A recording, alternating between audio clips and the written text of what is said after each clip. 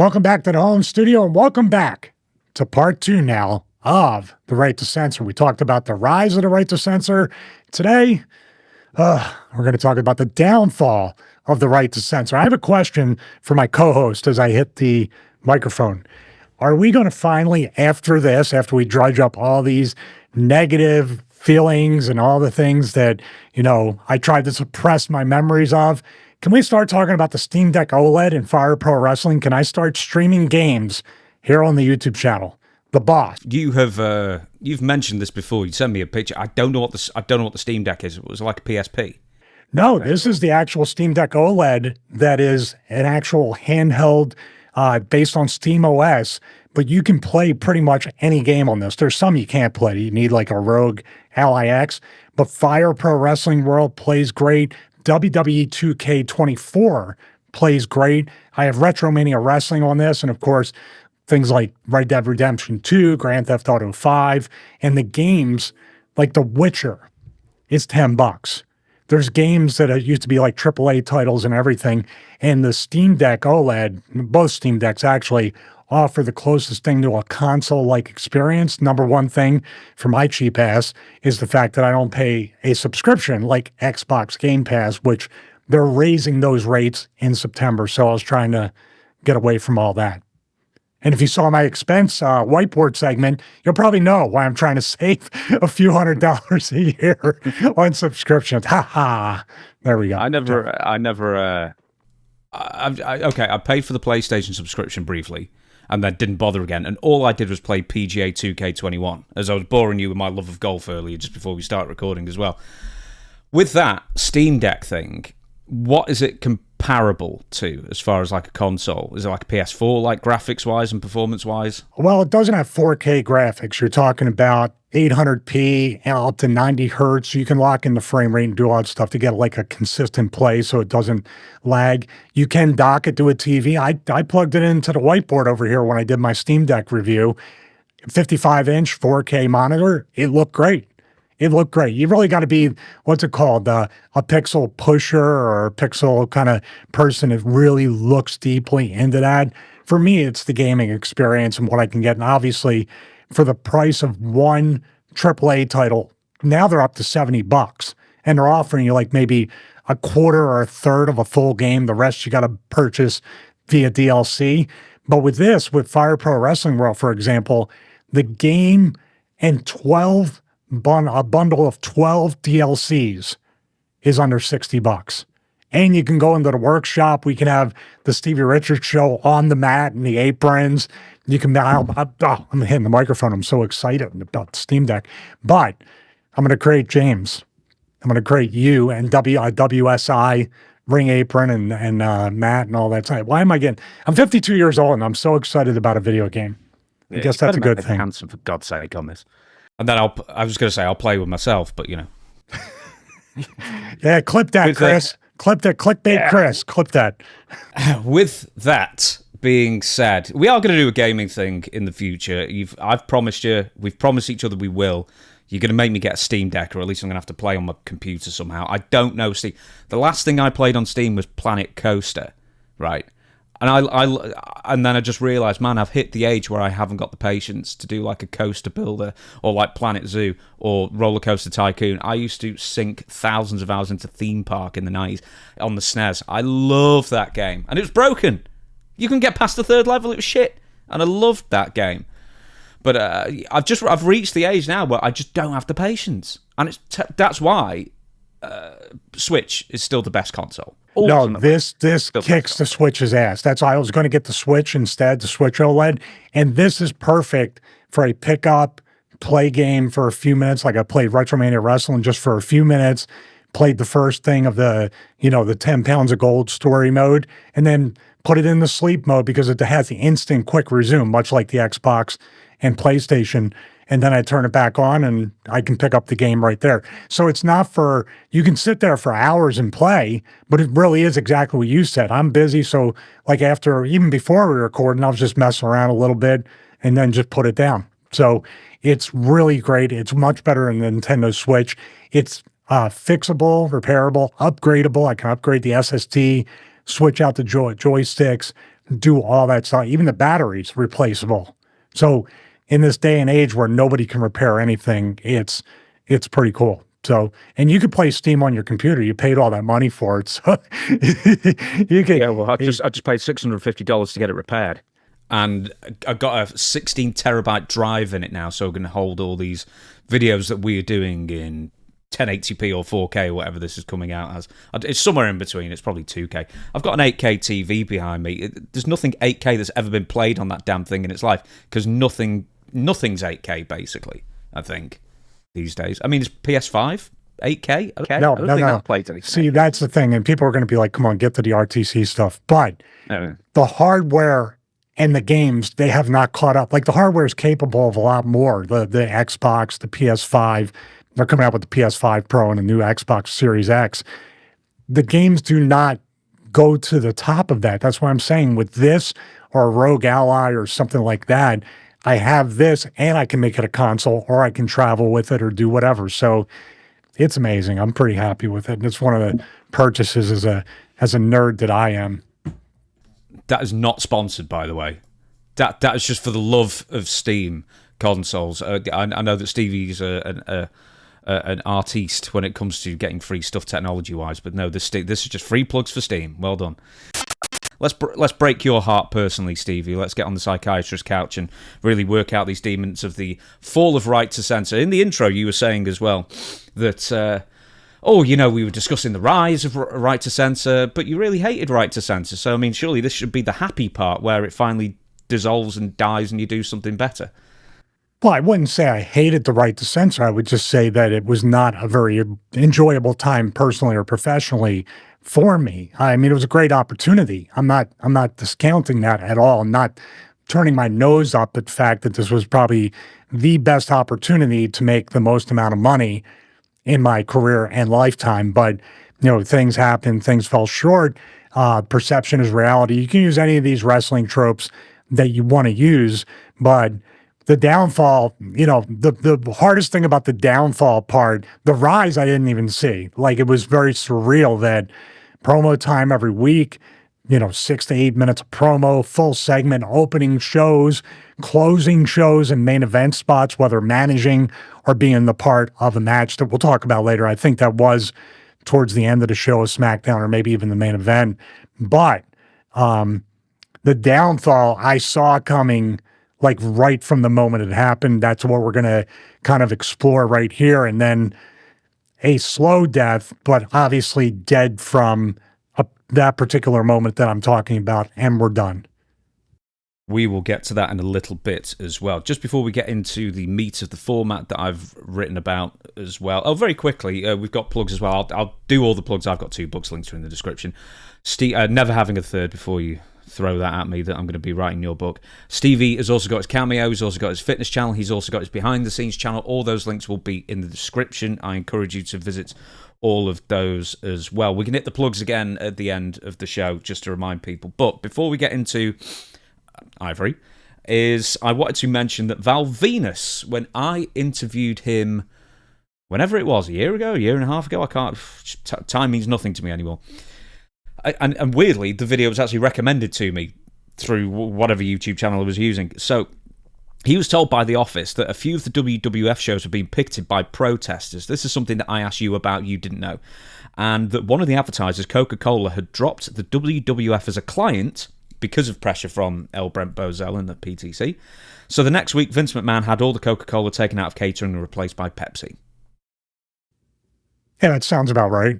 I mean, I'm not like witness to any of that, but, I can see Vince doing that. What would you do? I would do the same thing. If you're doing that, I will switch. And, we all tend to be a little bit petty, or the I'll show you, you'll see type thing. And this is an example of Vince doing that. The Val was figured in a lot more with, I guess, the rumblings or the gossip or the inner workings of this kind of stuff that happened, friend of a friend type of tele-wrestler type of thing. So Val would be very privy, I think, at that particular point, that he would probably not have heard it himself. And also probably with Vince, there would be something catering where Vince is like, get this crap out of here. You know what I mean? Come in and Pepsi. Pepsi's the best. Dr. Pepper. You know, but I can see Vince making a visual, like, kind of stand like that. And I wouldn't doubt if Vince had the camera crew filming and taking just to use it in something if he could. Now, if I were Vince, this would have been great. I would have been Coca-Cola is causing this. The ingredients in Coca-Cola are making women want to undress, are making the wrestlers violent. So we're going to switch Coke out for Pepsi, which is a much safer soda than Coca-Cola. Boy, you sure know how to open the WWF to a lawsuit. Ha ha. Maybe they should get the defamation insurance.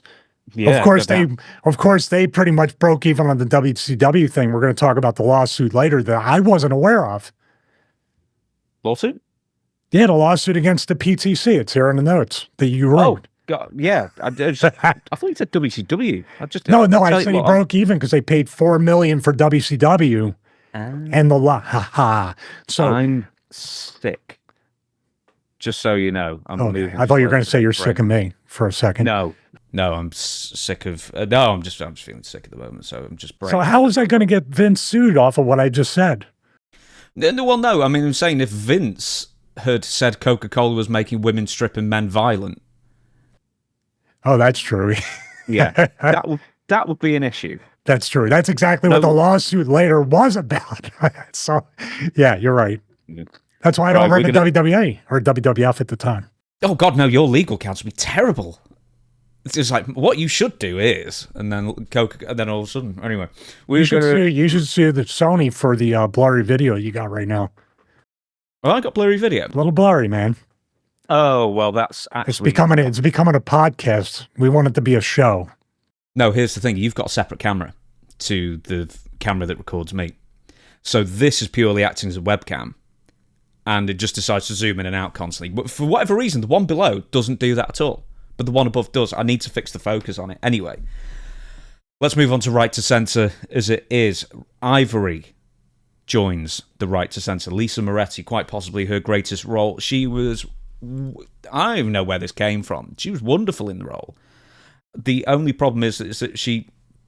And I don't know if this was a problem, because I think you actually hinted in episode 1 that she was almost becoming like the de facto speaker to a point. I don't know if she was overtaking you, but you sort of become like dual leaders or the dual faces of the group at this point. So before we get to that, how was Lisa to work with and how to deal with? And was she unhappy to be part of the group like everybody else? No, she wasn't. She wasn't. I can't say, I don't know if she was particularly happy, but she was kind of out there in limbo for so long. She did some stuff. She was women's champion as Ivory with the regular, she just like another women's wrestler type thing.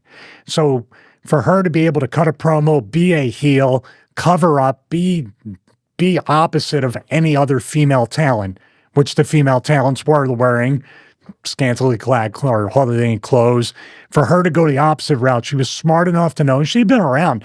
You know, people don't realize, because we said off camera before the show, that Ivory never ages. It's hard to pin down her age, but at the time of the Right to Censor, even at the time that she got hired by WWE, and I know you're checking the exact time for that, she must have been in the business minimum 10, 15 years at that time, talking about gorgeous ladies of wrestling, independence. I'm sure she went to Japan. And by the time she got hired during the Attitude Era, she was already a veteran. By the time the Right to Censor in 2000 came about, and she was, I would guess, maybe 3 to 4, maybe 5 months after the time we got together. Like she was, if I can remember correctly, the second to last piece. Was Val... Was she the last, or was Val the last piece of the recruiting? Ivory was last. Ivory was last, I believe. So I would dare say she was saving it, but they were close together. There was week by week type things like Bull, then Godfather not too far after that, then Val not too long after. It was really coming together pretty quickly, so that's why it all kind of ran together. But her being added last was a great touch. I don't know, intentional or unintentional.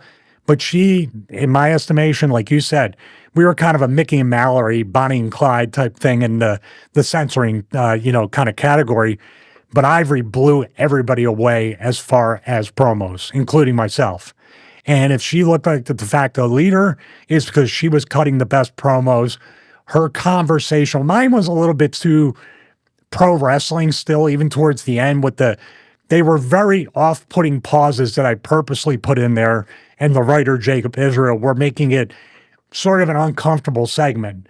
Ivory did conversational type promos before they were even popular. And I think that's what made her stand out in your mind and everybody else's mind as the de facto leader. Besides the fact, with all men, a female talking, you naturally assume this is the leader of the group. And she should have been. I said that last week. She would have bought us another 6 months if we were politically aligned and allowed to exist any longer.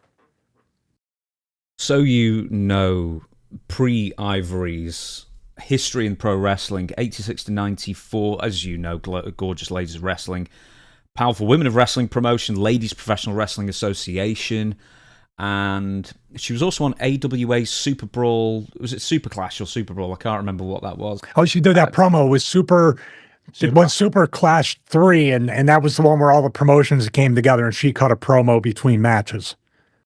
That's the one. I think she was Nina. Nina in that, I think? She was, I think. I think she's had a few names. Yeah, because I know she was Tina Ferrari. I'm on a Wikipedia. Nina, Tina Ferrari, Tina Moretti, Lisa Moretti, and Ivory. So she actually leaves the business in 1994 after, who wouldn't leave the business after appearing on the UWF Blackjack Brawl? The Herb Abrams thing. Oh, you got to watch that. There's plenty of documentaries about that guy. He was I'm not going to say, see, we don't want to get sued. I was going to compare him to another current promoter that can be like a little strung out. I know what you're getting at. Anyway, so hopefully their lawyers don't. Anyway, with that being said, she does become the de facto speaker. I was watching while I was writing this format out, quite a few segments featuring you and Ivory, and you're almost split off, you and Ivory, and then the other three. But then, in my memory, it was Ivory was always doing all the talk, but you really weren't. You were the Bonnie and Clyde. You were pretty equal, especially when you were going after Chyna or whoever else it was. So in that respect, she didn't overshadow you at all. But there's one bit that I thought was really great, whereas it's for your own good. Ivory saying this, but then the camera catches you going, I'm miming everybody. I don't need a microphone. I'll just say I'll mouth it along with her. That's fine. Got to get my stuff in no matter what. Yeah. So how was she to work with then? Is she just agreeable? Well, no, I wouldn't say necessarily agreeable. I would say boisterous, outspoken, blunt, honest, all the things that are absolutely hated and frowned upon in pro wrestling. But I appreciated it because this was the woman also that if people think I'm in any kind of shape at 52 years old, this is the woman that motivated me. She may not have meant to do that, but I said in part one, when she said, my God, you're getting fat. But I was already fat. That was, I know it's a point of contention with you with one of the clips, but I was every bit of 262, and it was not performance-enhancing drugs, unless you think quesadillas and burritos and, too many calories and not enough working out is performance enhancing. I had plenty of that. Washing it down with a Diet Coke like any fat person would. The Diet Pepsi after they got rid of Oh, yeah, that's right. I'm sorry, Vince. Sorry about that. With that being said, do you know anything that... Did the writers come up with her character? Did she bring certain things to her character that she invented and insisted on doing? Or, who sort of made the right sense of version of Ivory? I think Ivory might have indirectly or unintentionally made it with backstage, maybe rumblings, or I've heard things like she didn't want to be part of the TNA and all that stuff, and she wanted to be known as a wrestler. So her true feelings, that's why it was so genuine that you believed it when she cut the promos, because she did believe a lot of that stuff that she was saying, that she wanted women to be respected and all that. So she kind of maybe wrote herself into the character with her behavior. Maybe some of the writers at the office like, my God, she annoys me. So if she gets out there with a microphone, she's going to be a heel. And that's the end of it. So I don't know that, but I think just one of those things that Ivory just fit there. I couldn't see anybody else ever. Maybe Jackie, because Jackie just wanted to fight, be known, respected, and she could probably kick a few of the dudes' asses too during that. But I don't think anybody would have fit 100% compatible with what they were trying to do to write the Censor. What the oranges are, you should interview Ivory. I think she would have some great stories about that. I've tried. Could never even get a reply. She's hard to get a hold of. She's worse than me, huh? Yeah, you're easy to get a hold of. I'm not for a lot of people. I'm not. No, fair enough then. No, she's Dead difficult. I think she's got like a poodle parlor, like in Washington somewhere. But no, I've done my best. I really would have liked to have had Lisa as a guest. Now, the most famous thing that Ivory does in the group is the spike Piledriver with Val Venus, with you in the corner with your white socks on, cheering it all along, is the spike Piledriver on Chyna. It's one of those things where you tell me if you think I'm completely off base, but I don't think that story going into WrestleMania 17 gets enough credit for being one of the reasons people were excited for that big show. I would tend to agree with that. Really agree with that, because Chyna, and we're going to talk about Chyna and what she was like to work with too, but in this particular scenario, she really liked Val. Her and Val were really tight as far as friends. Ivory and her just knew each other. I didn't know how friendly they were. Chyna and I didn't really mesh too well at that point when she was figured in. I'm surprised that this happened as much as you, because this was during the time that she was officially with Triple H. So she was very protected, and I think everybody could see that up to a certain point, that she was invincible, indestructible, never in a vulnerable position. So with this happening, but I think maybe Hunter saw, and other people who were her advocates backstage with creative probably saw that, man, if we get this much heat and then she squashes Ivory at WrestleMania 17, which is what happened, it's going to get her even more over, because she had never been taken out like this twice. She literally did this and then supposedly, quote, came back too soon and collapsed again for even more heat with that leading up to WrestleMania. So, like I said, I wasn't privy to a lot of the backstage stuff until maybe after the fact. But as far as I know, she was still figured in with Triple H, cheerleading and protecting her. And for this to happen was a pretty big deal amongst us. Yeah, she was with Eddie Guerrero first. I'll speak to that in a second. One other thing about WrestleMania 17 is that you never saw Chyna wrestle women, which was also a big a reason to sort of tune in for that feud as well. So, as a foursome just prior to Ivory joining the Right to Censor, the first RTC feud was with Eddie Guerrero and Chyna, who had just revealed that she had posed for Playboy, and therefore, Stephen Richards, I should say. Can't stand for that.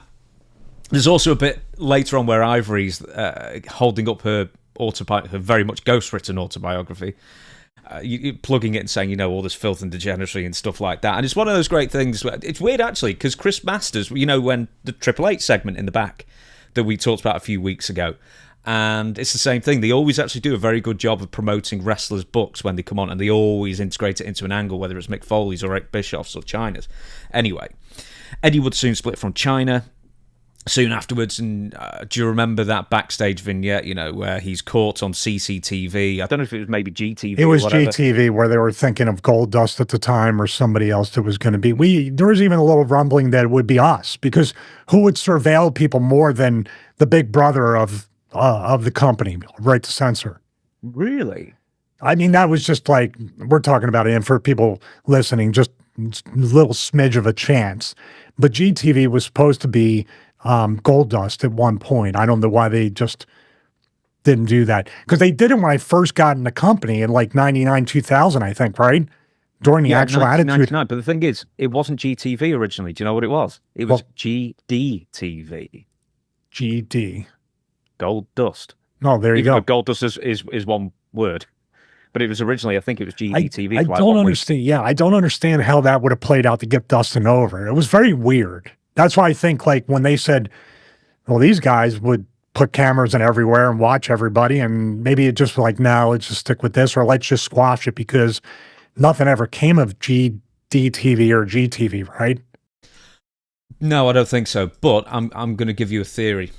So GTV or GDTV or whatever it was, GTV was the way to record backstage segments or film backstage segments without wrestlers or performers just acting in front of a camera and not acknowledging the camera and microphone. And then as soon as Vince Russo left, then they just did away with that pretense and just had people acting in front of a camera. Yeah. So I think it was that. there was another guy, Just Joe Legend. Remember him? Yes. He would have been good for that because he was a stooge. He was telling on everybody. So having that, I think it could have been, like you said, anything to not make it look like wrestling, like literally microphone performing in front of the camera or talking to somebody as if you don't think there's two cameras and a boom mic right over your head. That's very wrestling. But yeah, I can't speak on that. Like I said, we're talking about a little smidgen, maybe a 1 minute thought about it to try to bring it back or do whatever. But it was a good thing. I would have used it. It would have been great to do that. Eddie, I will say this: we have one match against Eddie and Chyna, and like I said, I just beat myself up about this sometimes. That I wish I worked Eddie more, but in that particular match, the weight was really bothering me, and I didn't look particularly bad or botch or miss spots, but just my body language, movement, and the way I sold and bumped, it was just off, and I felt bad because I really loved Eddie, and he deserved a better match then. One more thing, just before we get off the GTV thing, the reason Goldust was never revealed as the person behind GTV is because he left the company. But they just kept on doing the vignettes for quite a while, actually.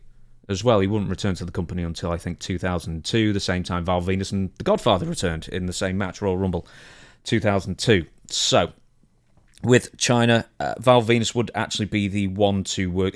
Just before I say that, Billy Gunn ends up replacing Eddie Guerrero. Eddie Guerrero is found to be cheating with two mamacitas in the shower, and that's where GTV comes in. Billy Gunn replaces, and then Val Venus would be the one to work with Chyna one-on-one at the end of 2000 before Chyna migrated over to Ivory. Talk about the Piledriver angle itself in the ring, because man, I tell you, Piledrivers just weren't really done by 2000, unless it was a tombstone. Piledrivers were pretty much being phased out by then. So it's amazing that you can get the fans to really buy into a move if you just make it special, even for a few months. Yeah, I couldn't tell you why or how it got approved. I can tell you that we rehearsed it multiple times for a good reason, obviously. Girl, she's upside down. She's trusting Val, first of all, to take the brunt of the Piledriver with his butt. Knees up a little bit. We can break down the Piledriver, the way to do it, and not, but knees up a little bit, protected her. She had long hair, so it made it really easy to not see the space, much like with Hogan and Taker, where Hogan said Taker broke his neck and threw Taker onto the bus. I couldn't believe that. That's a side note, man. That was not cool. But we rehearsed it, and we weren't like, oh, we got to rehearse this. We were like, we want to get this down. We're not going to break this girl's neck or do anything. So if you notice, not only did Val just kind of sit back like the old school Terry Funk Piledriver, not to jump like Orndorff, but also we had her legs when the Piledriver was happening, so there wouldn't be any kind of weight distribution coming down on the impact. So we held the leg for the whole thing and then kind of let it go. I can look at the video footage, but if I remember correctly, we were gripping her ankles, making sure that she didn't slip down, that her head never touched, and even the impact of the pogo stick of doing whatever was taken out by not doing a jumping Piledriver. So we did everything we could, as everybody should do when someone's in a vulnerable position, protect them at all costs. And I don't think people looked at it and went, oh, they protected her, this, and they just saw that Chyna was in an extremely vulnerable position and then pretty much neck brace, backboard, stretchered out as we were talking crap to her the whole time. Your favourite thing, mats. Did WWF have a mat carted around so people could practice moves like this? You know what? I don't remember in that particular instance if we used a crash pad or because with that too, the crash pad is so raised up off the mat, you don't have the same measurement. In other words, Val would be like it'd be like sitting on a bench rather than going flat for the pile driver. I may be wrong, but I could have swore we did not do it that way. We just literally now if they put a thin mat or something, that's fine. But that's like the mat under the announce tape. That's not going to do anything. So she was well protected and it came off very well and she was okay. No complaints. Like I said, back then you were kind of walking on eggshells because if she spoke negatively or she didn't like doing something with you or whatever, it got to Triple H and then, and that all changed after they broke up and she became a lot easier to deal with on a personal level. How quickly we could do this at the end because we're going to do a whiteboard segment. How quickly could you get the video up and we can actually analyze that? Because that's a great what went right. Yeah, I'll give it a shot. I'll see if it's available, I can get it. But we'll look at it. We'll look at that as a second whiteboard segment if we can do that. Okay, good news. We have managed to locate the footage. Stevie has had time to go back and analyze it. And over to you, Stevie, on the whiteboard for the Chyna Piledriver. Over to you.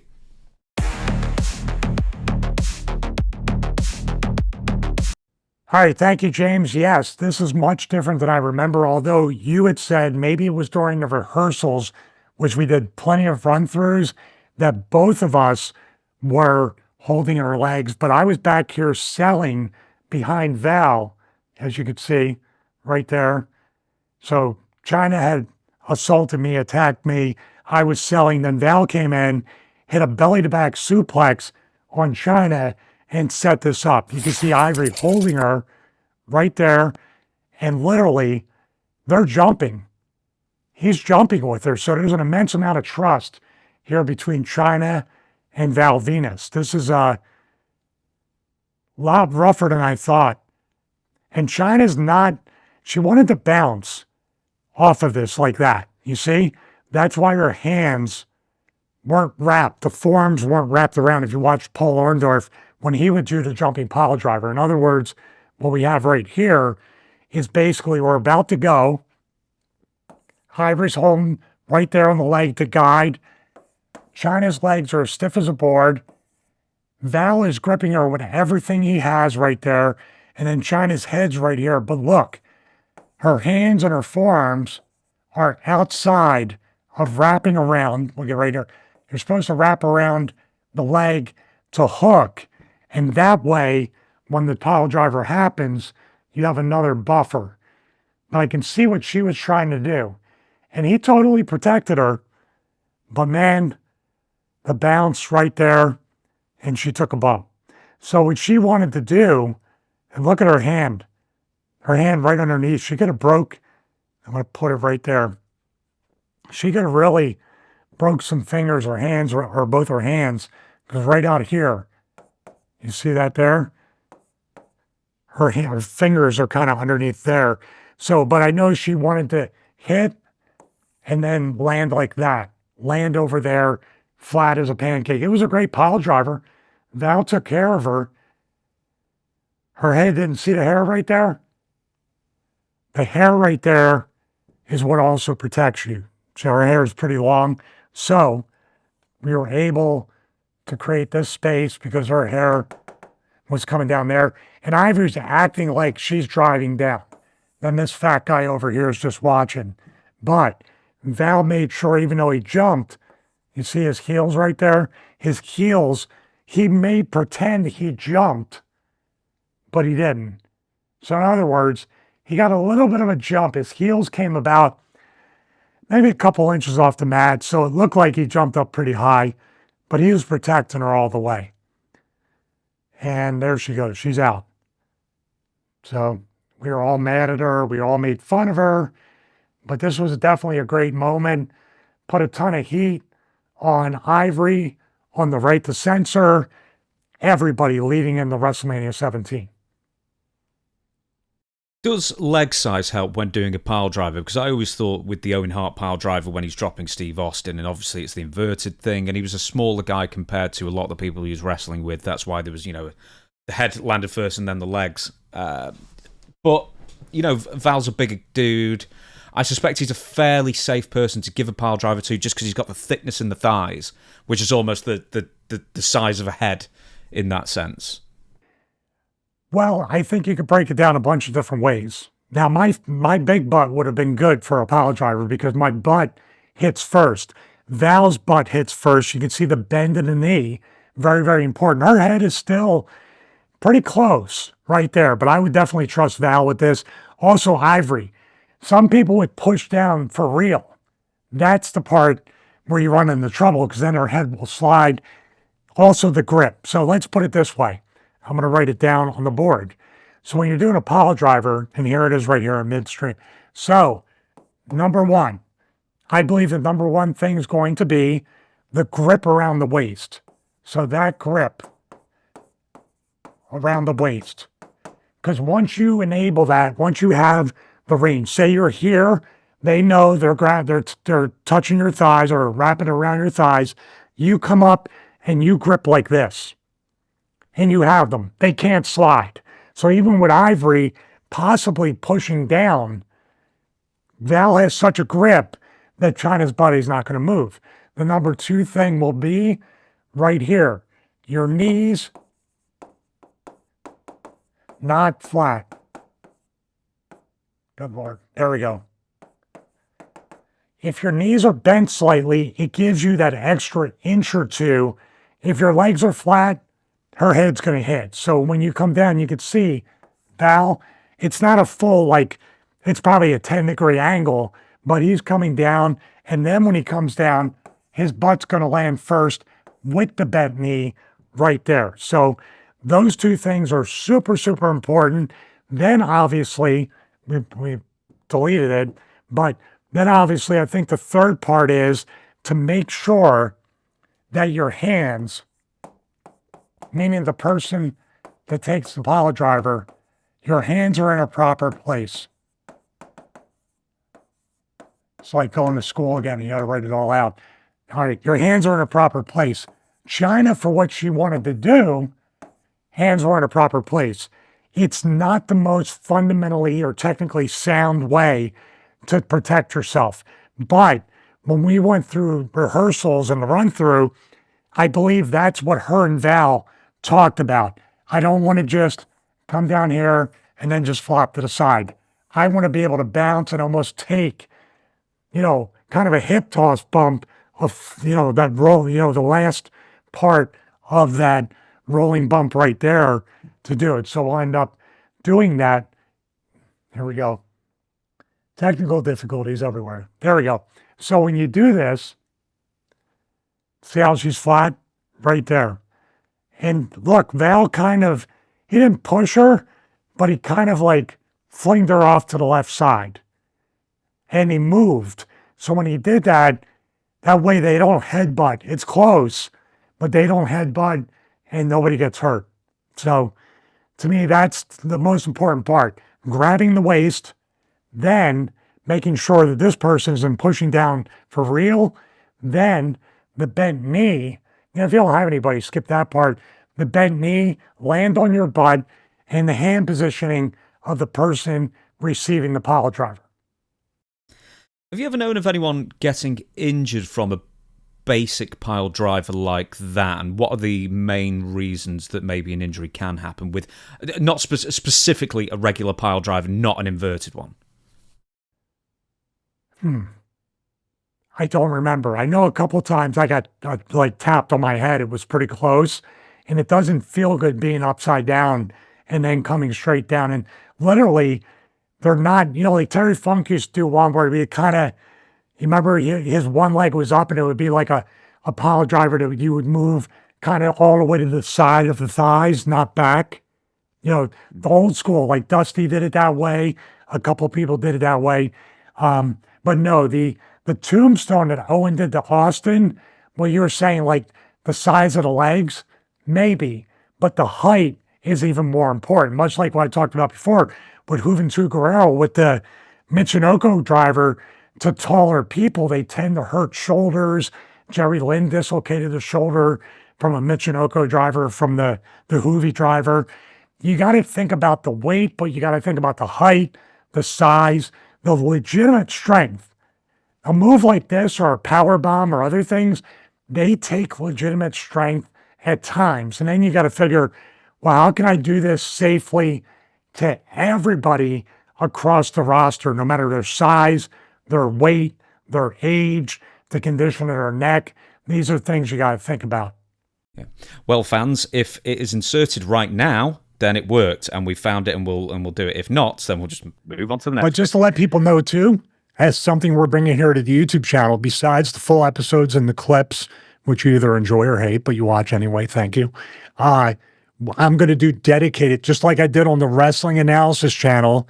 May not be every single week, but we are going to be adding dedicated breakdown and analysis of certain things.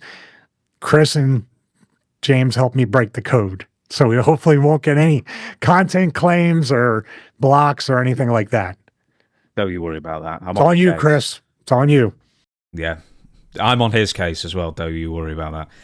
We're going to talk about Chyna a bit more. So we talked about the Piledriver, Val Venus and Stevie Richards interfered in the Ivory versus Chyna WWF Women's Championship match, gave her the spike Piledriver. And then there's an emotional promo by Chyna in a neck brace that followed. And I remember it, I didn't watch this to prepare for this. I remember this as a kid. I remember it being like almost a bit uncomfortable. I thought the acting wasn't bad at the time. And I felt the pang of genuine seriousness. Not that it was genuine, but I felt some seriousness with it. And then when Ivory lampoons that interview a week or two later with the neck brace and whatever, I thought that was really well done. And even as a kid, I thought, man, this is actually a really strong sort of statement to get excited. Man, I can't wait for Chyna to get back.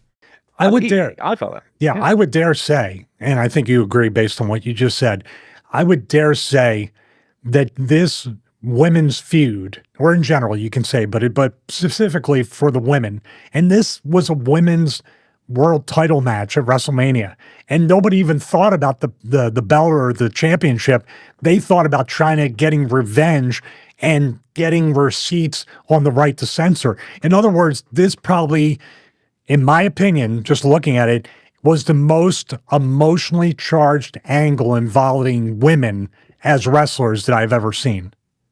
There may be a couple more, but as far as that Rumble to WrestleMania run, I haven't seen anybody in the women's division match this type of heat, sympathy, and also anticipation to see Chyna finally come back. And like you said before, like Dutch says, there was no dips or valleys, no roller coaster ride. It was literally just the payoff at WrestleMania. Occam's razor, most direct way to get there, and she's standing there with the women's title, and you couldn't ask for anything more.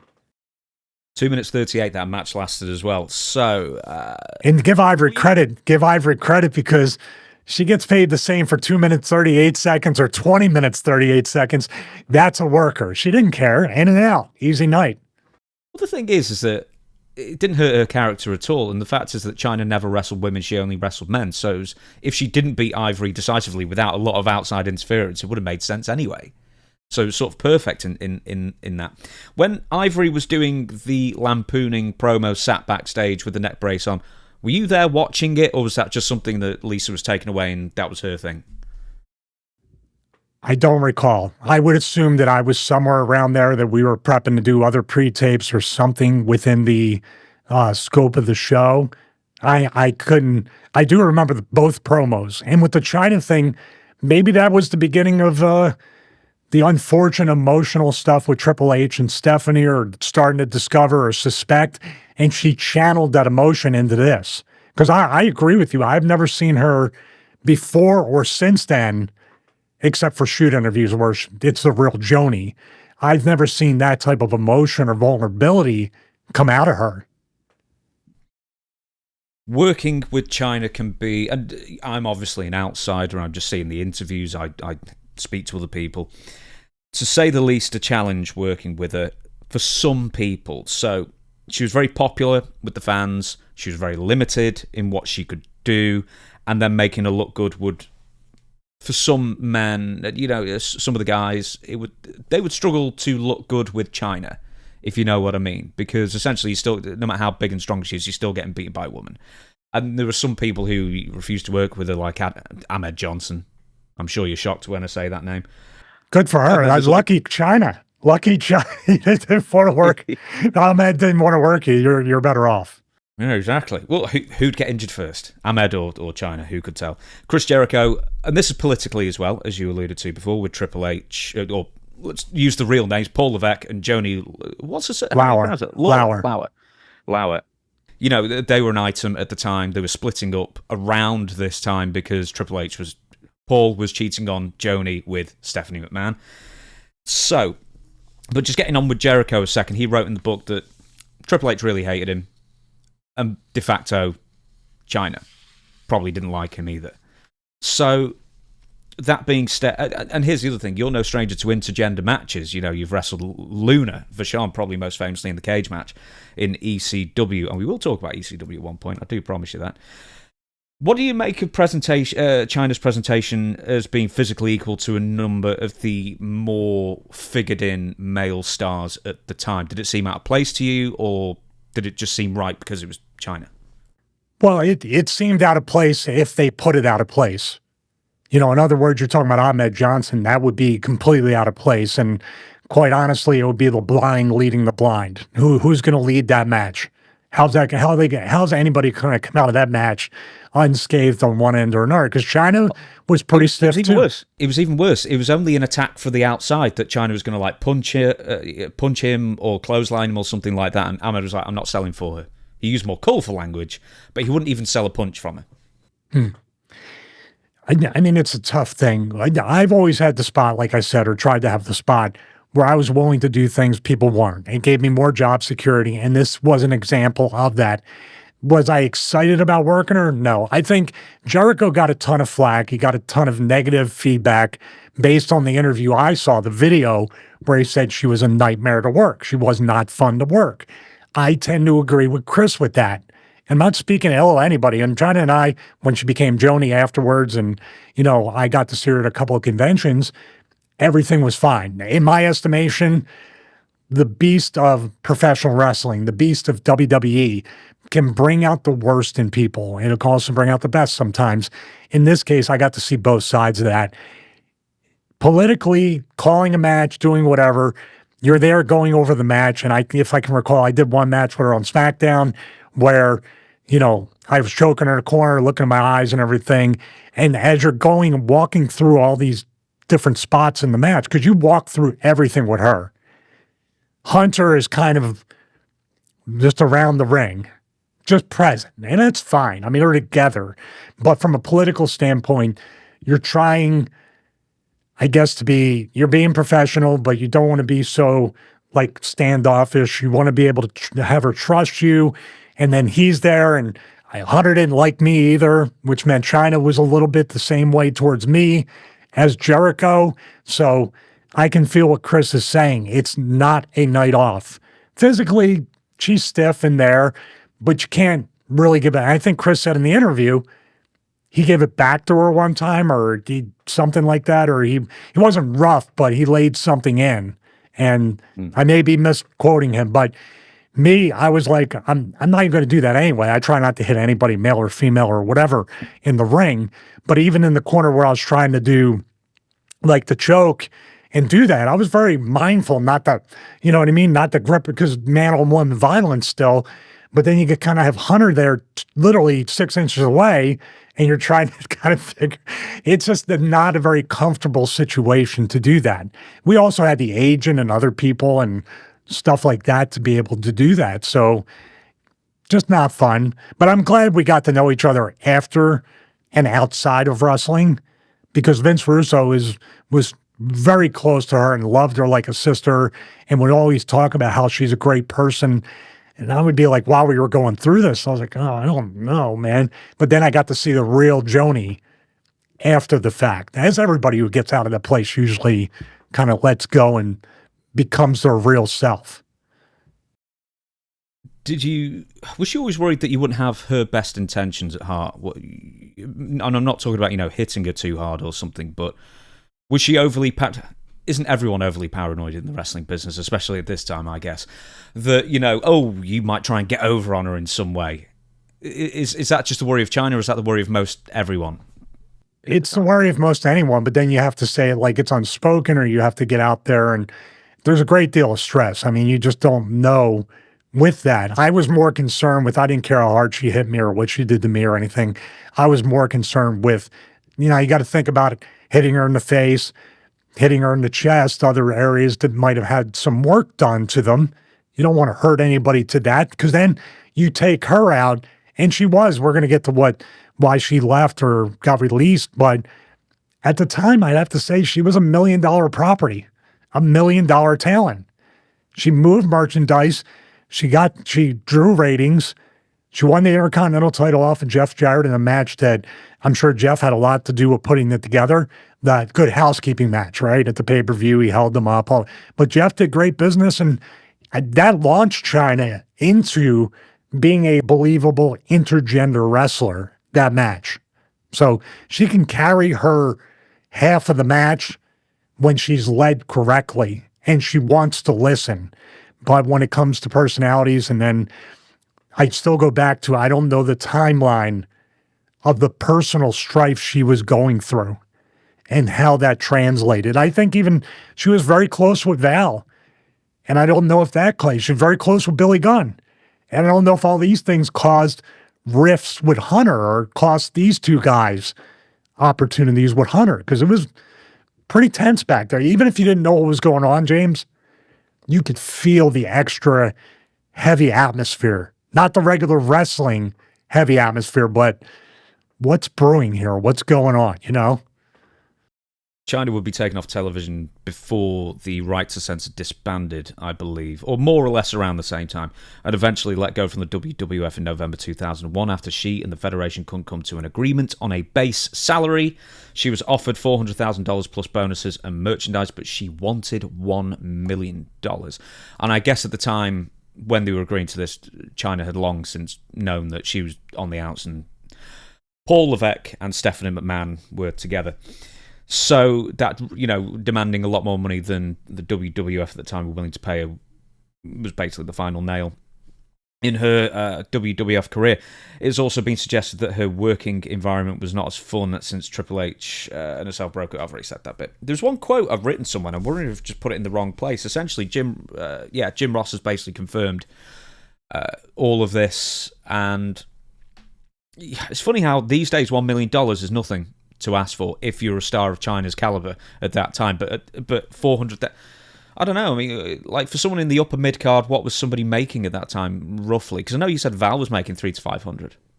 Yeah, I don't know the exact number right there, but I would say I would want to know 400,000, and she had plenty of merchandise. I would want to know what the bonuses are, because will you get $1 million anyway? Vince was famous for saying, "I don't offer guarantees. I offer opportunities." Well, she had a mixture of both here. I would say maybe, do you think she was getting paid more than this, and this was a pay cut and another kind of thing to kind of push her out the door when it came to all that stuff? They tried to give Jeff Jarrett a pay cut in 1999 and in late 99 as well. So they were still, even though they were doing pretty much record business, they were still trying to cut people's pay, regardless of whether, they were popular or holding the Intercontinental title or anything else. But, I mean, who knows? This could be the reason that forced her out. While I stare at Stevie Richards' shoulder because he's fixing something. Are you all right? Yeah, Hunter's controlling my Elgato prompter here. I'm trying to bring it back up. Yeah, I just saw just a brief green flash, right? Yeah, I did too. Did it just die on me? Did it just die? Did my prompter just die?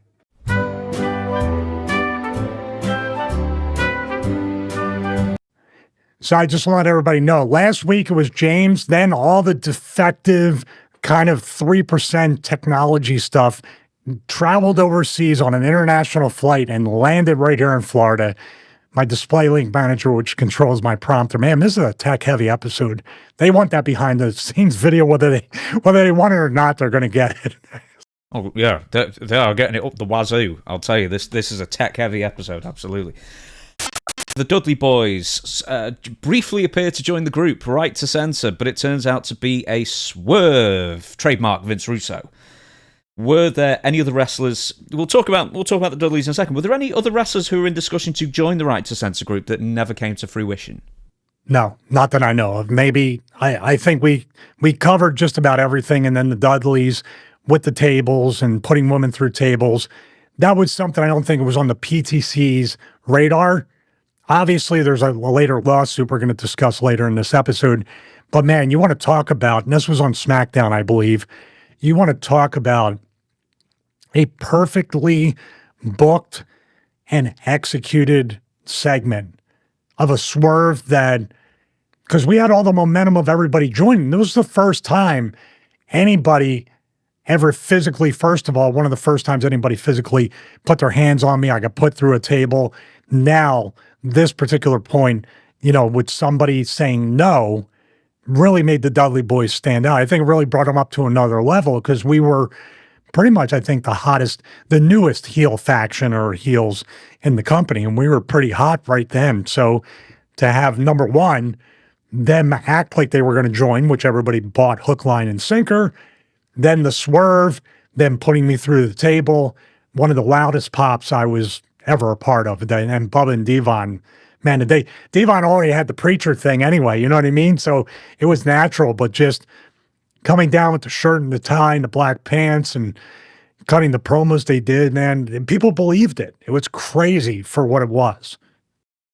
I remember watching that as a kid, and the only reason I didn't buy it was because I'd seen the Outlaws do the same thing. The New Age Outlaws do it 18 months before, where they had the suit on and then they're going to join the corporation.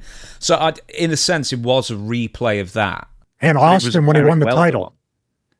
When Austin won the title the next night, the easy way, the hard way, came out with the suit, and then he ended up doing the bought that 100 million years. What's that? No one bought that one. It was a great segment, though. That's like an all-time great segment. But I don't think anyone bought that. I was like, the old Steve Austin until you'd say this film develops and still whatever, stick it up your ass. The new Steve Austin. Yeah, the new Steve Austin. But fast forward, we talk about WrestleMania 17. One of the worst moments was when he shook Vince's hand after turning heel on The Rock. That was, he came back from it, but that was bad. Even backstage, we were like, "Ooh," like I can't believe Steve even agreed to that. It was his idea. It was? Yeah. Wow. I thought he was getting stale. Nah, it's like, you are the most popular wrestler of all time. Drawing more money as you he needed heels. That's the stale part, was that Steve needed a heel that could challenge him. And that's what we didn't really have enough of at the time. Could have been you. You were doing good. You could have been you. You could have challenged him. I wasn't physically able, but Steve is a different type of animal that just keeps coming at you and pressing. You need to be in the best shape of your life to work Steve Austin. He blew up Kurt Angle once, he'll tell you. I'm just saying that. Right, that will be, I promise you, a what went wrong, that handshake thing. We should do a deep dive on that because loads of people have, but, we'll have more fun with it. With the Dudleys themselves, because you mentioned the powerbomb thing, the huge reaction from the audience, did Bubba Ray look after you? For the most part, yeah. I mean, he put me through the table as hard as he could, but if you see me land, I land and then just kind of slide down the table. I don't think Bubba's there with everything. I mean, we had a match basically where my good buddy Triple H, I tried to take Bubba out on behalf of him because I wanted to protect my good buddy Triple H. But we had a match on Raw where we were, I remember like he was trying to give me the full Nelson. I kept doing this and that. And he was whacking me with those back chops and all this stuff and everything in my head.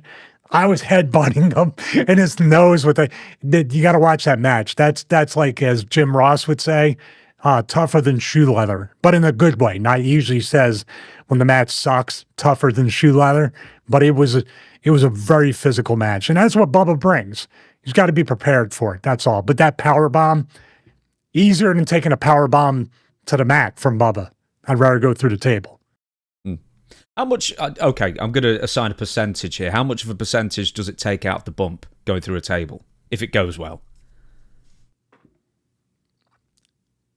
And maybe sometimes up to half, up to 50%. Never know. You have a whole bunch of other danger involved with the splinters, with that thing that cut Bob Holly on the edge, a lot of different things. It also depends on the bump. Like taking a powerbomb bump is fine.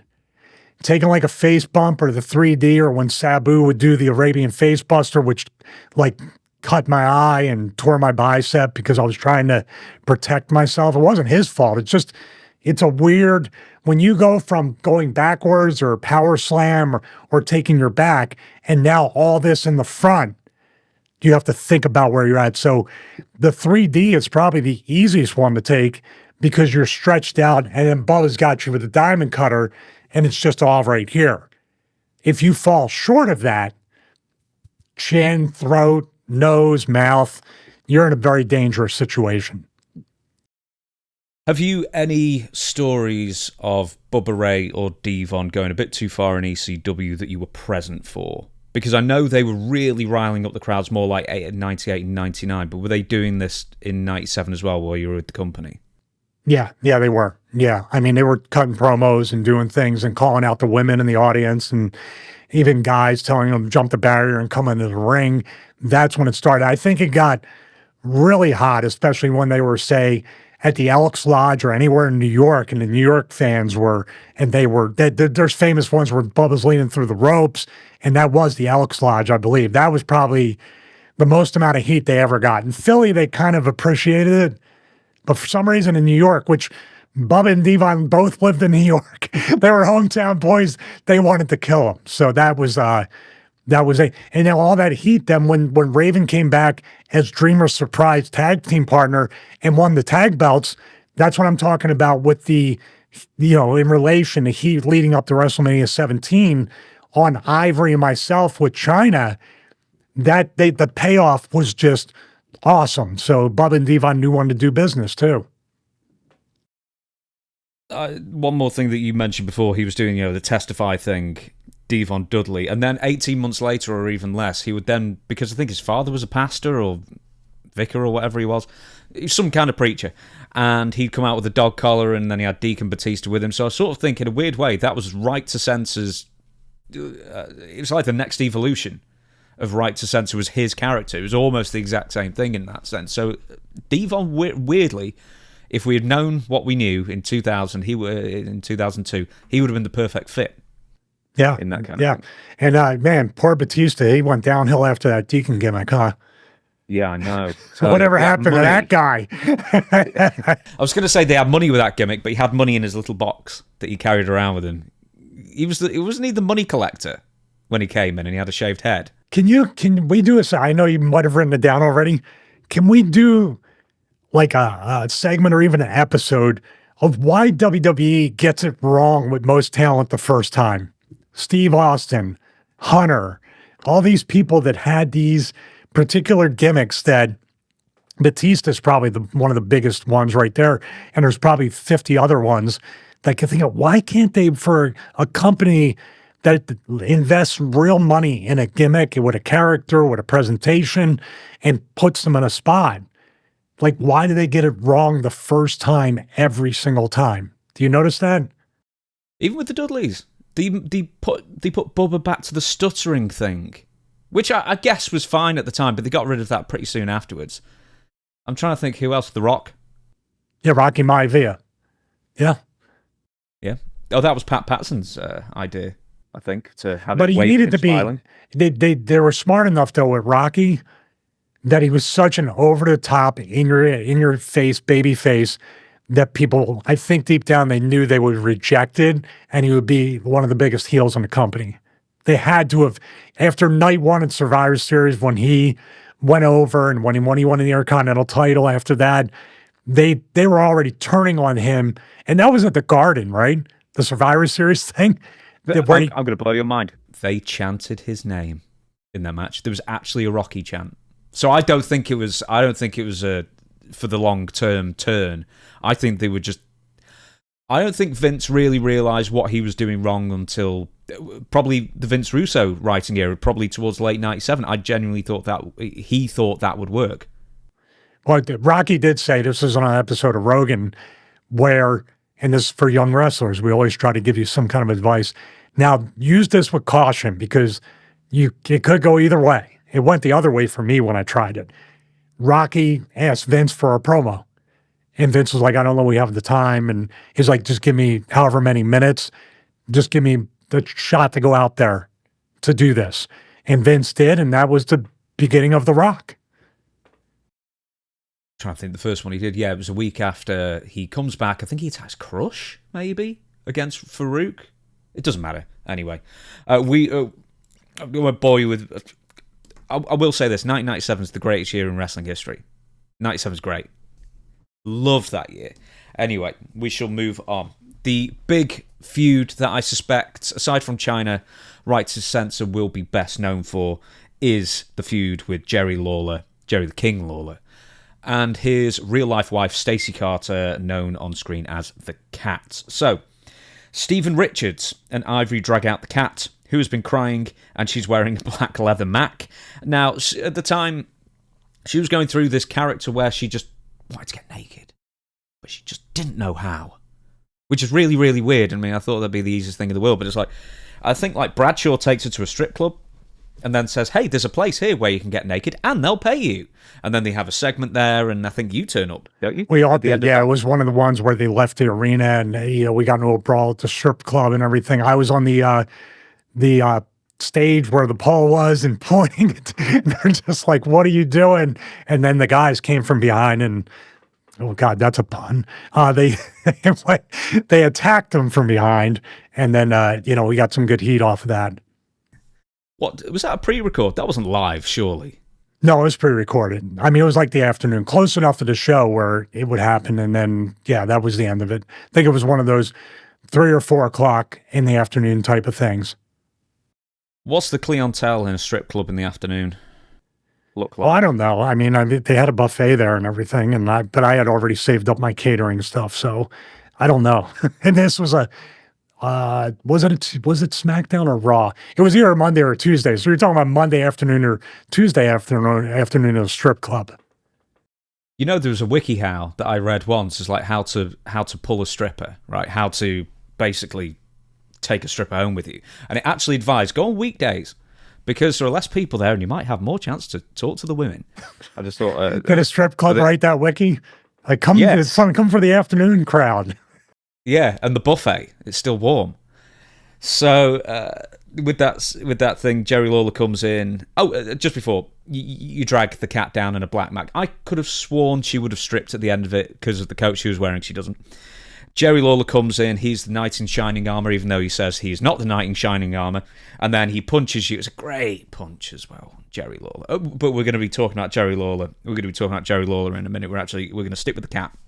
Very briefly, No Way Out 2001, Stephen Richards with Ivory faces Jerry the King Lawler with Stacey the Cat Carter. If Lawler wins, the Cat strips. And if Stephen wins, the Cat joins Right to Censor. Eventually, Richards wins. Then the next night on Raw, the Cat is seen in RTC garb, once again crying, too much mascara on, dripping all over the place. And then she's gone from the WWF forever.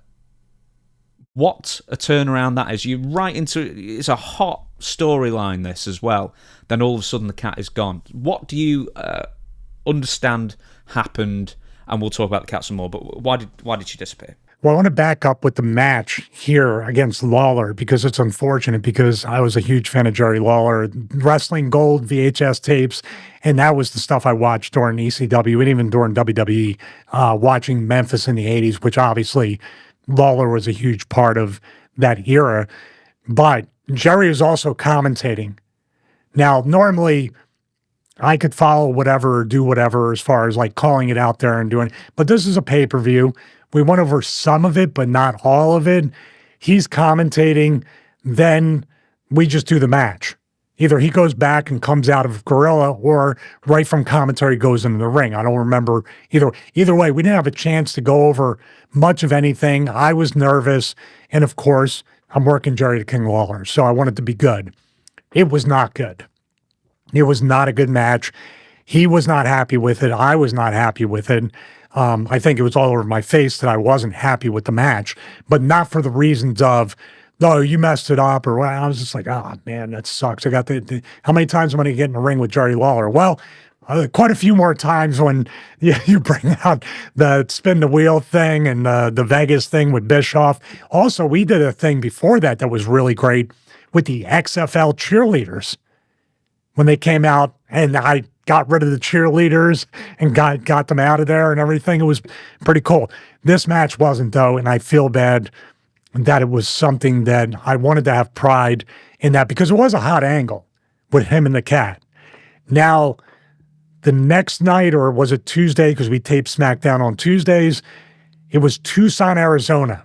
I remember the town that I remember we were supposed to do something else. Yeah, it was Raw that she came out with us and she was crying and we were doing the really creepy light from the bottom, like the horror story light. Then we taped SmackDown the next day. During the day, then is when I saw something's not quite, once again, heavy atmosphere. What's going on? People scrambling back and forth. Her and Jerry are off in a corner. I went up to him once again and say, "Hey, man, I'm sorry about the other night. Totally my fault." And he just kind of was like, "It's okay. Don't worry about it." But he was fully engrossed in the conversation with Stacy, the cat. Then I remember them just leaving. He had his briefcase. She was upset. And I was like, we were supposed to do something that night, as far as I understood. Obviously, Stacy was supposed to be part of the group. And I was like, "Where are you guys going?" And no answer, just right out the door. I had communicated with Stacy years and years after that, and we became friends. And it never really came up, now that I'm thinking about it. I always wanted to ask, like, what happened that day. But obviously, she was so far removed from the relationship with Lawler, and I didn't want to bring up bad memories or whatever. But yeah, it was a mystery why. I do know that there was some creative stuff going on. Maybe she didn't want to be part of the Right to Censor. Jerry didn't want her in there. I'm purely speculating. But whatever was going on, she was not happy with. And you said here in the notes, was she kind of hard to deal with, hard to work with?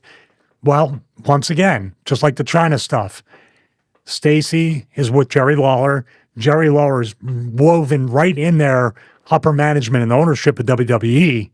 So obviously, if she doesn't like something, she goes to Jerry. And Jerry might have to try to get it changed creatively.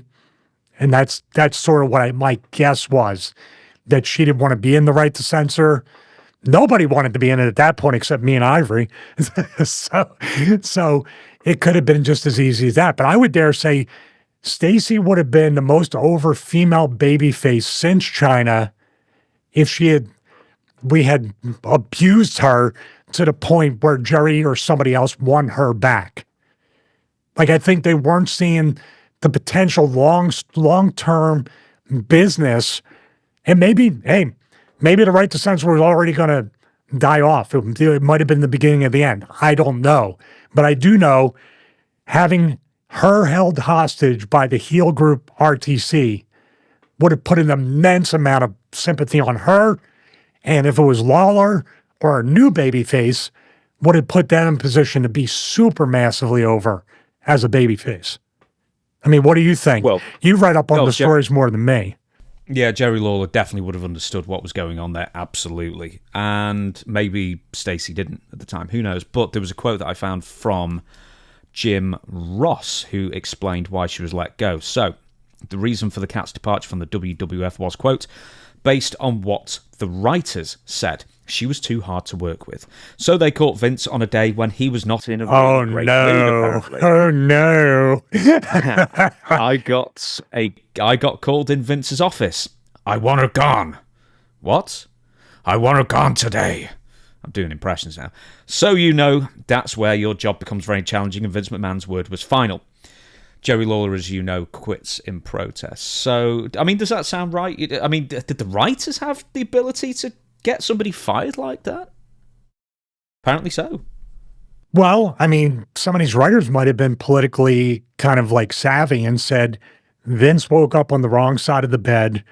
If we give him this, he's just going to either get rid of her or do whatever. I don't know, dude. That's a question for Vince or anybody else. But we've said here quite a few times that you wake up, the dude wakes up on the wrong side of the bed, you better look out. And this is an example.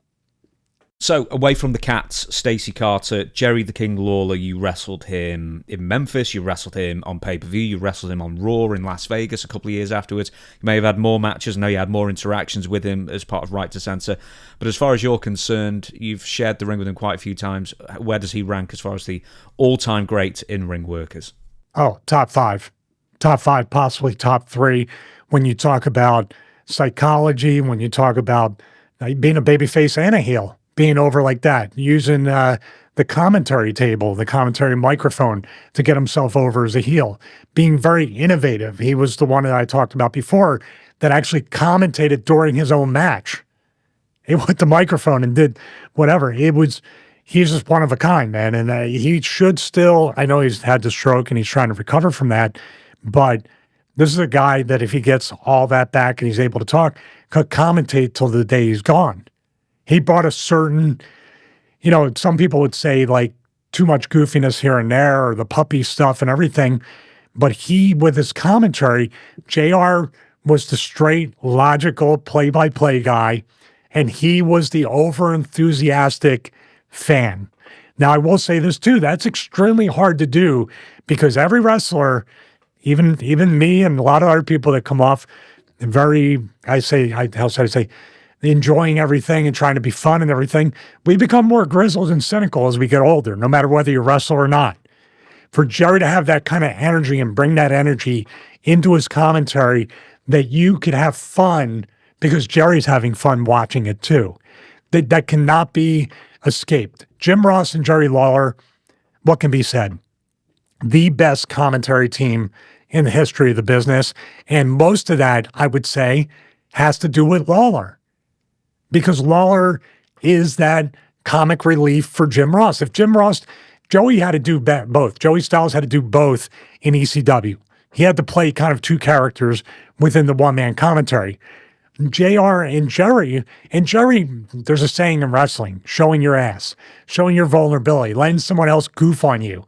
Jerry would let Jim get the last word in of like, all right, behave, King. All right, get down. Like the parent chastising a child. That's hard to do. Was in his late 40s, 50s, 60s, and all that stuff, doing this type of commentary and sounding like if you heard Jerry Lawler talk, you would not be able to connect that this is a dude that's been wrestling 40 plus years. He's in his 60s. He sounds like a youthful, energetic, enjoyable fan of the product. And that can't be understated. So I would say he's top 3 as a worker, top 3 as a commentator.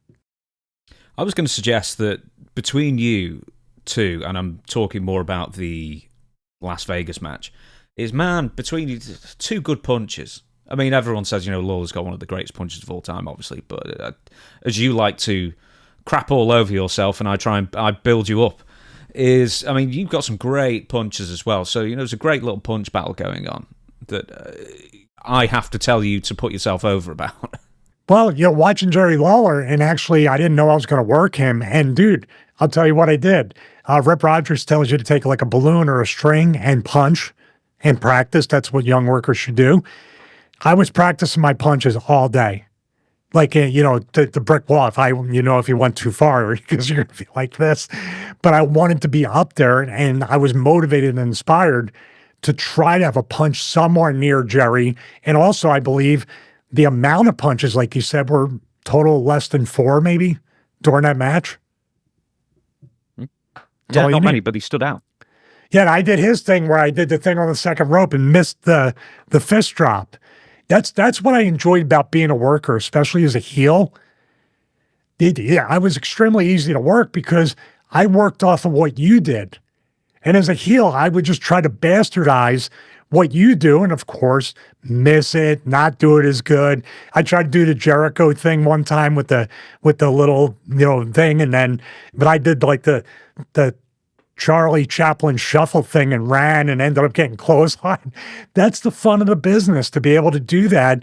But being somebody that's watched so many people, it made it easy for me to have a repertoire and make each match different.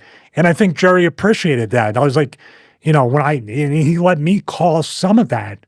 Because he's not going to say, go up, do my thing and do this. No one's ever thinking that way. I was like, hey, can I go up there and do the kiss to fist and you just kind of move? And he laughs. He's like, yeah, that's cool.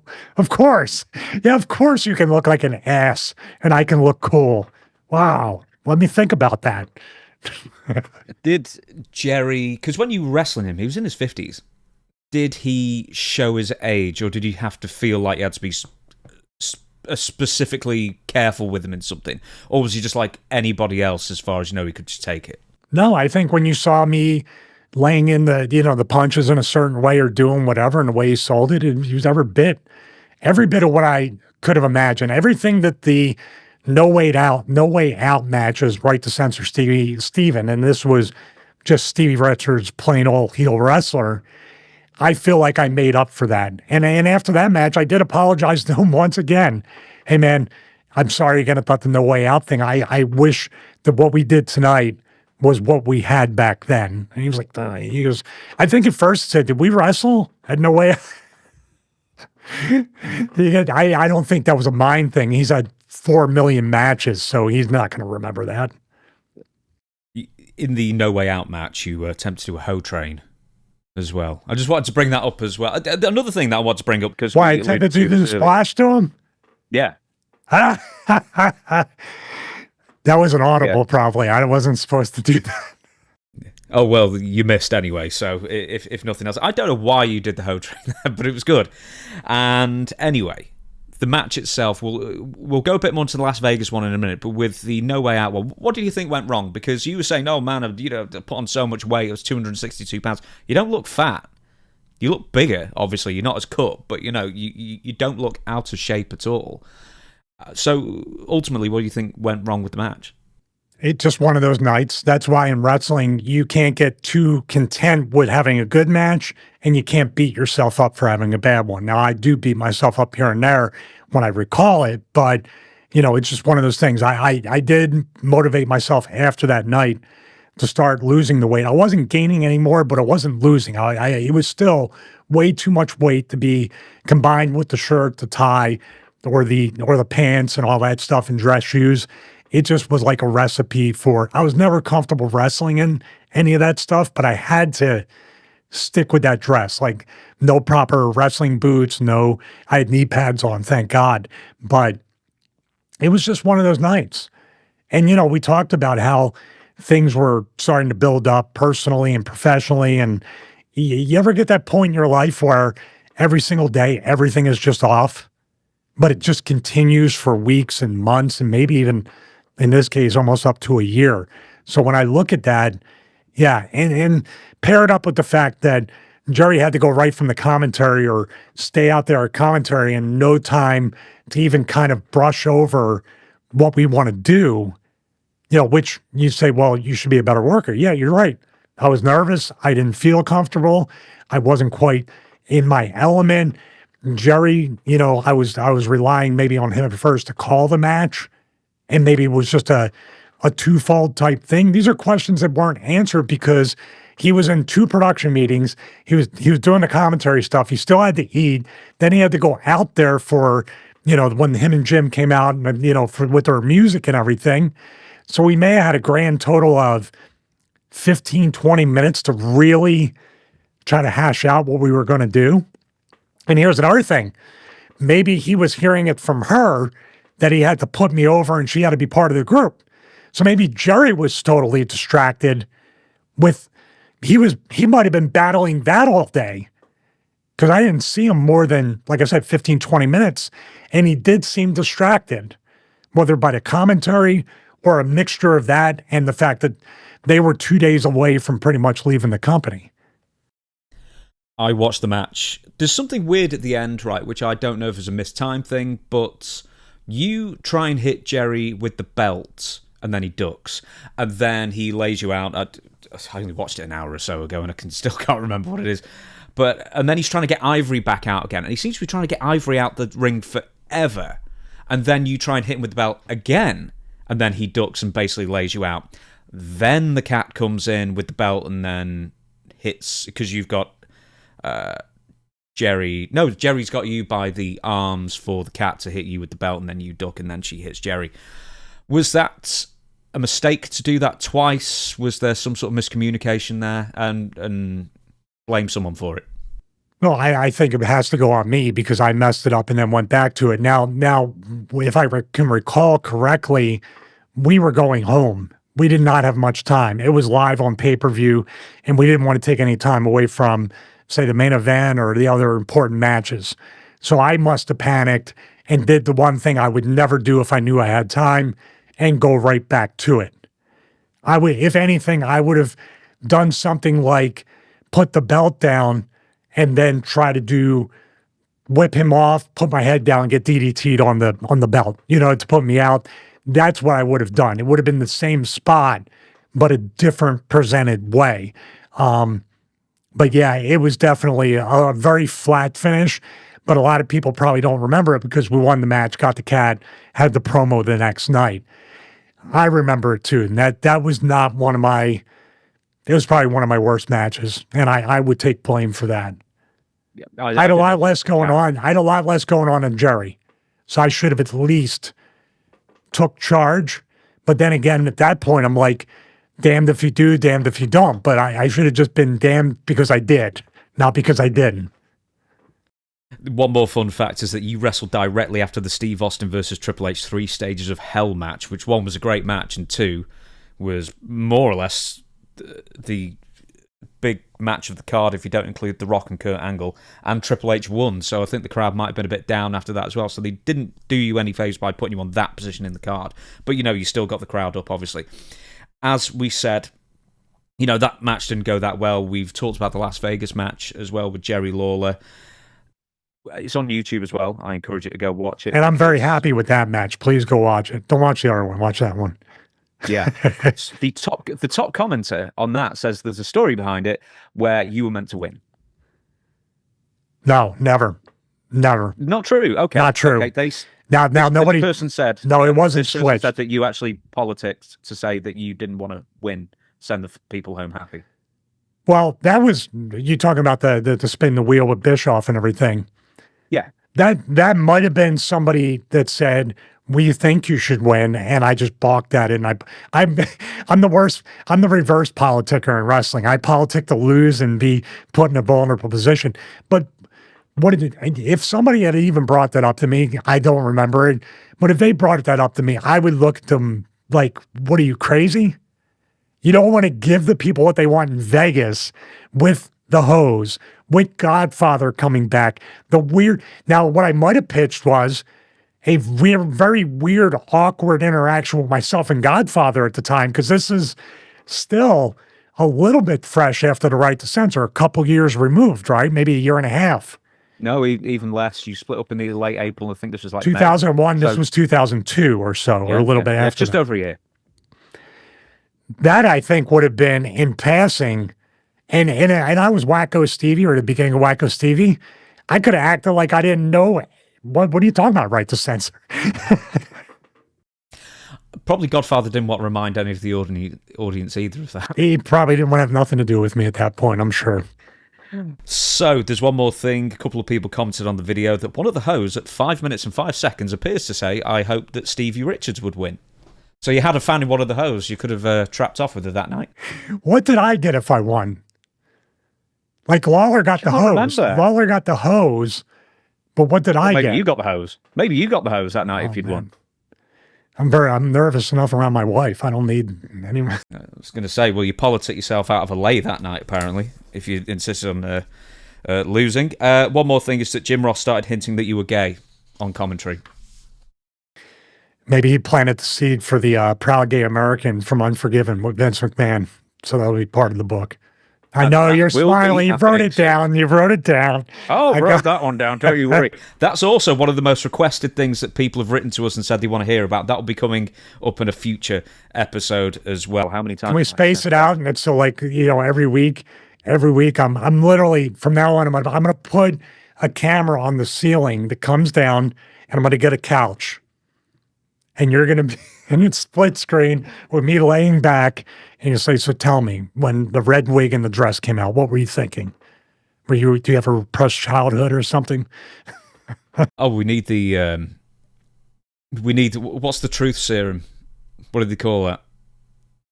I remember. Sodium pentothal. That's it. Yeah. Yeah. We need you. Yeah, the sodium pentothal. The truth finally comes out.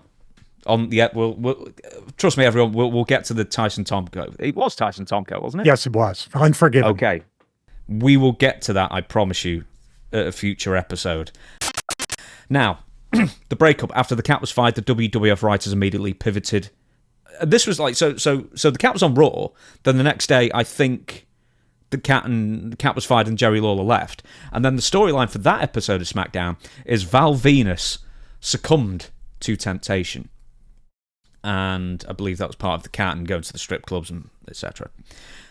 Then after that, Right to Censor's pretty much on the outs. Ivory obviously loses at WrestleMania 17. You guys lose at WrestleMania 17. And then you're basically just on the way out. You're just being beaten on the way out. Then there's a famous segment on WWF SmackDown where it would be a 4-on-1 match. All male Right to Censor members versus The Undertaker. All 4 members of Right to Censor beat down on Taker until one, Mr. Stephen Richards Esquire, decides that he wants to be the one to pin the dead man. All doesn't go according to plan and Taker beats up Richards, culminating with a last ride powerbomb and a clean pin while the other members of the Right to Censor look on before all leaving without Richards. This would basically be the end of Right to Censor, although Ivory and Stevie Richards, or Stephen Richards, would continue to work in their formal outfits for a short while longer before the gimmick was dropped entirely. We'll get to the powerbomb in a minute, but why don't we talk about the end of Right to Censor? How far out did you see this happening? Who told you that basically it was about done? And everything about the dissolution of the group. I don't think anybody told me, but the writing was on the wall. As I said in part 1, the rise of the Right to Censor, nobody was allowed to touch me for months and months and months. An integral part of why I got so much heat, particularly in the group, because nobody could physically touch me, get to me, hit me with their finish, put me through a table or anything like that. As we're talking about this kind of stuff, it's already now been there, done that. Horses left the barn. Dudley's put me through a table. Everybody's getting to me. They even Unforgiven in Philadelphia. I think Bradshaw got to me after the match. They put me through a table, then Bradshaw hit me after that. As this is happening, the steam is coming off of us because it was all based on nobody could get to me. I don't know. They didn't have a plan to keep me over, even with promos, which probably extended the life that we got promo time. But the promo time became a vehicle for people to beat me up. In other words, there was also not just the Undertaker thing, which I think was the last official thing, but then around that time on Sunday Night Heat, pre-Stevie Night Heat, Sunday Night Heat, Steve Blackman came out and we had a really fun segment with the nunchucks where I took him, he had a spare, hit me. That kind of showed that the company was cooling me down specifically because I'm getting beat up not only on Raw and SmackDown, but now on Heat. So you sort of know that, it's I use the term pitch count, but our time is very limited. And then, of course, this 4-on-1 match with Taker, where we aren't getting along as it is. And that's also another thing, the beginning of the end, arguing, doing this and that. And then I tell them to leave. We'll see it in the whiteboard segment. They leave. They see me get beat up. They don't help me. They see me I call it the worst ride. Not the last ride, because I don't take a great power bomb. But that there was definitely, like I said in the beginning, I knew exactly what was happening at that point. The rise, I didn't know how far we were going to take the rise up to. If we're going to stay in the upper main event, upper mid card, be a heel stable that's always going to constantly have some sort of steam. But I definitely knew, just as I know with Display Link Manager not working, I definitely knew that the time was limited and we were done right there. Nobody came up and specifically told me, hey, you guys are done. That's the end of it. But, after being in the business for a while, you're done. That's pretty much it. So did you have Or did the company have, as far as you knew, any backup plans for you whatsoever? Because I know we talked about in the last Right to Censor episode that, you had to basically go away and lose some weight and, let the company know that you still had value, you're taking it seriously, or however you interpreted it. But did the company ever come to you with any suggestions of how you could morph from Stephen Richards to something else? No. As a matter of fact, Jim Ross called me into his office and, to his credit, very bluntly said that, you're heavy, your work's not up to par, you're not doing a very good job. And this is before I got sent down to developmental down there, HWA, Les Thatcher, Cincinnati, Ohio, and then working once in a while in OVW in Louisville, Kentucky. But he did say, you need to lose weight and we're going to go send you down there and we still might release you, but you need to work harder. I'm paraphrasing what he said, but basically it was the come to Jesus moment that basically you're going to leave. So I said, okay, well, if I'm going to get released, I'm going to work as hard as I can to make this happen, or at least stay. And if not, my next stop, hopefully I'm going to be able to have a good run. That was pretty much it. So, you would miss the majority of the invasion angle of 2001, lucky you. Wrestling, the occasional house show or dark match from September onwards of 2007. And of course, you would turn back up on mainstream WWF television, managing Chronic. But that's all a story for another day. But before we let you go, not that we're letting you go, but there's a couple of things we're actually going to be talking about first. With the Undertaker's Last Ride Powerbomb, we were talking about that. You said it was the worst ride. And that really goes on to what went wrong, the worst ride taken by Stephen Richards. So, over to Stevie, over to the whiteboard. What went wrong?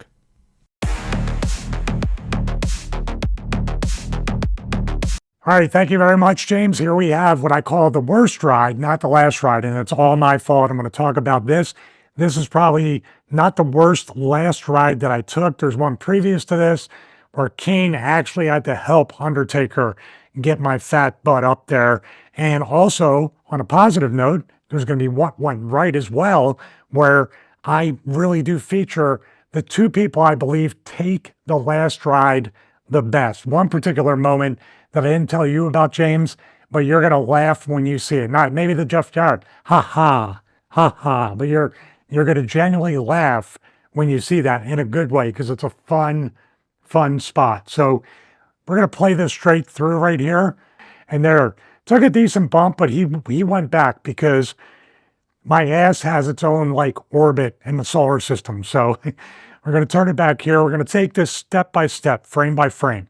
So with this camera angle, right here as we pause, we're going to take a look with the hands.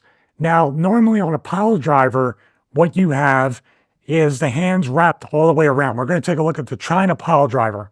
My hands here and on the other side are posted, literally like this, to push up so I can sit up and get straight up over Undertaker's head, almost looking up here at the 700 level, at the cheap seats, to really take that power bomb correctly. So we're going to go a couple more steps ahead, and you're going to see Undertaker hooks right here. Now this is a cue here to basically we're about to get set. So with a Piledriver, a power bomb, even a suplex, you hook here. Say with a suplex, you hook here, hook the guy here, you stop for a second, then the deep squat by both of you, and you come up. So what Taker's doing here is he's setting right here, stand himself up. He's going to squat down here, then come back up. And on the back up is where I'm jumping out, and my head and my body should be aligned right from there. I did my best, but when we come up here, you see the deep squat. Very deep squat. The deeper you squat with this, the more chance that he has and I have of sitting up right here. Now, my mistake right here, you can kind of see my arms are like this. My mistake right there was not pushing hard enough on his thighs and not trying to reach and sit up at the same time. In other words, my arms being back here or here kept me heavy to where I couldn't. But if I'm reaching up, that's just a little tip, almost over Undertaker's head, like I said, reaching up into the cheap seats, I would have been straight up in the air. I didn't know this till after the fact. So here we go. Now you can see I finally got, this is where it's all my fault. Because what Taker has to do here now, he's got me gripped, as you'll see on the other ones. He grips by the tights of the pants, but my butt is down. That's a little smiley face right there. There you go. So my face, not my face, my butt, which I made a face, is way too far down here, and my legs are not down his back, pointing down here. In other words, I'm still here to where Taker has to almost kind of sit me up a little bit more to get there. Now, it's not as bad. He's a strong dude. You see how I'm kind of like trying to figure out where to be? Now, a big squat by Taker here, and I'm still, as you can see, way, way too low. I should be, you can see my feet. It's a little blurry right there, but basically, my butt should be about up here. My head should be straight up here. And I can push on his head. Some guys just push on the top of the head to get as high as they can. I was over him a little bit, which was a big mistake. So I got up fine. Now, another thing too is you can see my hands are closed because I was pushing up. I did get the height I needed, but it took way too long to get there. And you'll see with the two people that took it correctly, the best ride. This is the worst ride. It's going to be the best ride. Now the bump, totally fine. And Taker, the reason why he fell back is because he didn't have that leverage. In other words, he had to really hold me up there, really bring me up. He did more of the work that he should have. And then when he threw me down, he had to separate me because I was so far down here that it did. If I was way up, he could just kind of do that with his legs and do that squat to throw me down. But because I was so low here, he had to throw me out away from his body, which caused him to take an ass bump right there. So that's what went wrong with that. Now we're going to talk about what went right. You can see the first person is X-Pac. Now let's go through this again. Taker, squat down. You can see how low X-Pac is squatting right there. He's going to, how low he is going to enable him to have the momentum to sit up. And Taker's got a good hold. Also, I'm going to point this out with the annotation. Once again, when you're in a Piledriver, those hands and arms have to wrap around to protect you in case there is going to be some part of your head that touches. Look at how low his knees are there. So that will enable him to sit up, and it should be more like that, looking up at the cheap seats. So let's just take it frame by frame. Here he goes. Now, when he did it, he was able to grab Undertaker's head right there. But X-Pac is so agile, and you can lift him. He's light as a feather no matter what. Now here, you see where his legs are? Right there. Now, everybody has their own style when they take this, James, but you can see his butt's a little higher, and his legs are almost torqued around Undertaker. So when he goes and Undertaker brings him straight up, he's going to be in a straight line right there and be able to take a bump and keep it nice and tight with Taker. Look how high. Look at that. When he pushes him up, he's fully above Taker's head by like a good 6 inches. And he's got him by the tights. And look at the bump. Boom, nice bump. Perfect. Great way of taking it, but not the best one. That's really great, but not the best one. This here, between him, Nunzio, and the next one, it's a tie. But I have to say, this is my favorite last ride of all time. Same thing. You could see Nunzio going up, deep squat by Undertaker. Dude, I got to let this play. So hopefully Chris will avoid the content ID. Look once again with the legs. This isn't the moment. The moment you'll know, incredible. One of the best moments I've seen. Leg right there. butt pretty high on Taker, looking straight out there. It's going to be a perfect last ride. But Nunzio, I can't get over it. Watch this, James. I'm not even going to say anything. Because he was holding on to Undertaker's arms and elbows. Don't ever bump with your elbows down like that. You're going to get bursitis. You're going to get bone chips. That's where he went wrong. But everything, dude, I can't even. And I flipped the video. He's blessing himself. That is the best. I should have put it last. Walking him around as he's doing that, just trying to figure out what in the world am I going to do here. It's an amazing spot. Just right there. Now, this is the easy one. Christian is the best one. I'm just going to let it play. Christian has taken just right up there. Boom. Almost one motion. Almost one motion. Straight up from that. Up. Boom. It almost only takes like 3-4 seconds. Christian takes the best last ride of anybody I've ever seen. But Nunzio, dude, Nunzio is, he just put the character into it. So that's why I always rate Nunzio to be pretty much number one with that. Do you know, I thought you were going to show me the one where, I don't know if it's Nunzio or if it's someone else where Undertaker pushes them up and then they windmill their arms like that. Who was that? That was probably Christian on another. He's taken plenty of last rides. I was trying to pick one, but it was probably Christian. It could have been Edge too. He put Edge through a couple tables. That was a good moment too. But I do believe Nunzio, we call him Nunio, because if you look at the sit-down interview with him and The Undertaker, one of the most flawless vignettes with the FBI calling The Undertaker the American Badass, not the dead man, but basically calling him in for a sit-down at the Italian restaurant, sitting there flawless. And at the very end, he calls himself Nunio instead of Nunzio. So everybody, Tommy, myself, Bubba, to this day, we still call him Nunio. And he gets so mad about it, but it's so great.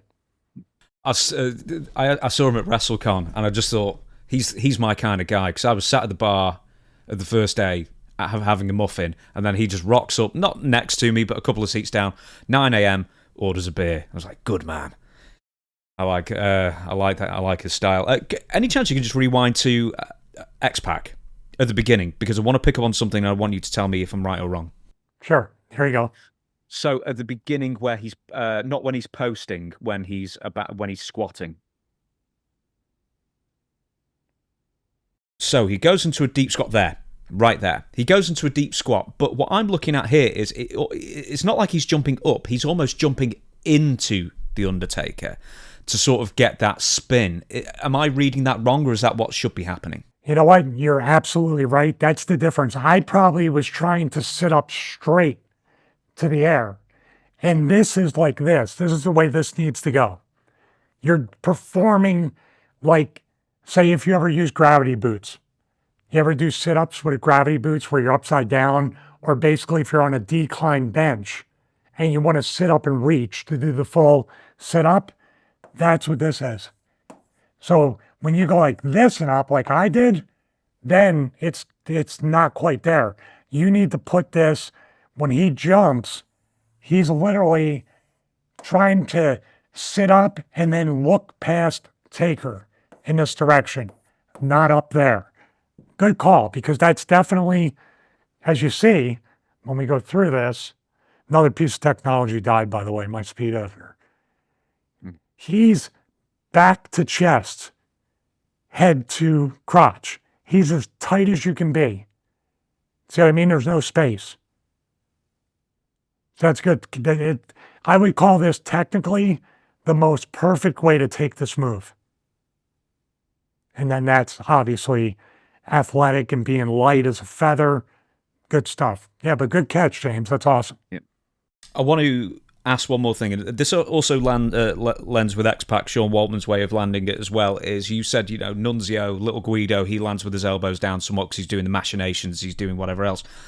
When X-Pac lands, he lands like a starfish, but he lands like completely flat all at the same time, which, correct me if I'm wrong, that must be the safest way to take that bump because it's the most area landing at the same time. Yeah, I agree with that because, as we bring out the pen tool again, when you look at this, in your mind sometimes you want to take it to where, oh, I want to land like way up here. I want to take the power bomb where my legs are straight up in the air. It's not a big deal. It's just this way, flat, has the most amount of impact coming straight down. You hear it, you feel it, and he's a pretty lean guy. So landing this far up, and I think he had neck problems too. So this bump here protects him, but also makes the most audio or audible sound that you're going to hear. The audio in the crowd watching on TV, it's very important to translate the impact of a bump. If he did this and it was like a little tap, you'd be like, well, there's no impact behind that. But the big thing with the whole ring kind of going down and him bouncing up a little bit off of this, that's what makes it. Boom, see? Did a little bounce. But the ring, like I said, the ring can come up and bite you. But this is probably the perfect way to take a safe, effective, audibly loud bump to produce the impact that the fan is going to say, that's a big move. Last thing that I'll ask is there any difference in the shape your body will make to land on the mat? Because, you know, he's adding, Undertaker, when he's pressing you up, he's adding another 18 inches, 2 feet to the bump itself. I mean, one, does it hurt any more than a regular powerbomb? And two, do you have to adjust your body in any way slightly to compensate for the added height? I think you just got to be stiff as a board, straight up, push off the top of his head if you're not light enough to have him just grip you and put you up like that. This is not a powerbomb bump where, like Gunther powerbombs, people holds on and they fold. This is a flat bump. It's like essentially, in a way, taking a very high choke slam, but trying to land flat off of that. It's basically, you could try to take it high on there, but your legs are literally wrapped around Taker in this instance, and you're coming down flat anyway, with the legs kind of up. So you're not going to be able to fold yourself. It's not going to look realistic. It's going to hurt like hell. And dare I say, this bump looks better than trying to land high on your head like that. One last thing, I know you were disappointed with the last ride, the one that you took in that video there. I don't see anything hugely wrong with it, quite frankly, but did you ever talk to Take? I mean, a lot of these stories always end up with you saying, I'm sorry, it was my bad. But did you ever talk to Undertaker about this at all, or, you know, did he mind? Well, yeah, I'm sure he minded. I could feel his body language. I mean, I didn't do the best job. The one before that, yeah, I apologize for that. I apologize for this one. And like I said, when I lost all the weight and I got my work in order to where I was very satisfied with the way I was working, I wanted at least another chance, even just running in. Give it to me out of nowhere if I'm just a throwaway guy. But I don't carry these things around with me, by the way. It's not like I leave here and say, I'm a piece of crap. I put the work in. For me, it's more of a checks and balances, and it motivates me each and every day to not be too proud of myself and to keep working hard. That way, when the teleprompter goes, then I'm not too disappointed. I can get the action and try to fix it. So, as Stevie makes his way from the whiteboard back to the seated position, I'm going to give you a quick couple of bits of information that you might find interesting on Right to Censor, and more specifically, the PTC, who the Right to Censor were based off of. So, on November 9th, 2000, the PTC was sued by the WWF for defamation after they claimed that Vince McMahon's company was responsible for the deaths of 4 children, emulating the moves on WWF television. On July 8th, 2002, the lawsuit was settled in the WWF's favour, winning a $3.5 million settlement and an apology from L. Brent Bozell III himself. I'm sure that must have really chapped away at him having to write that. And as you said before as well, $3.5 million is actually $1 million more than WWF paid for WCW. So with the legal fees, it got to about $4.3 million. So you're right. I mean, basically one apology and a settlement, and they got a Right to Censor group out of it as well. They basically got WCW for free, if you look at it that way. Yeah, that's what I was saying in the beginning. It was just kind of funny that I can't think that somebody didn't look at that and say, hey, we recouped the money that we paid for WCW. And they made money, although they could have made a lot more money off the invasion. It was one of the worst and poorly executed things ever done as far as the invasion. And you thought that The Rock being brought in as Rocky Maivia, waving and happy. This is the same company 5 years later that booked the invasion. Nothing is beneath them, or at that time, nothing is beneath them as far as creative bankruptcy and shooting themselves in the foot, I guess. And one more thing I need to mention is that we managed to get through the entire episode, 2 episodes, without mentioning Opie and Anthony. So, well done there.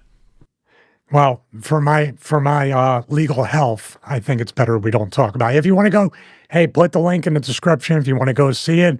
There was a lot to do about that with the Opie and Anthony at River Rave in Massachusetts, where I went out. There was almost 80,000 people, and I shut the show down. And I said, show's over.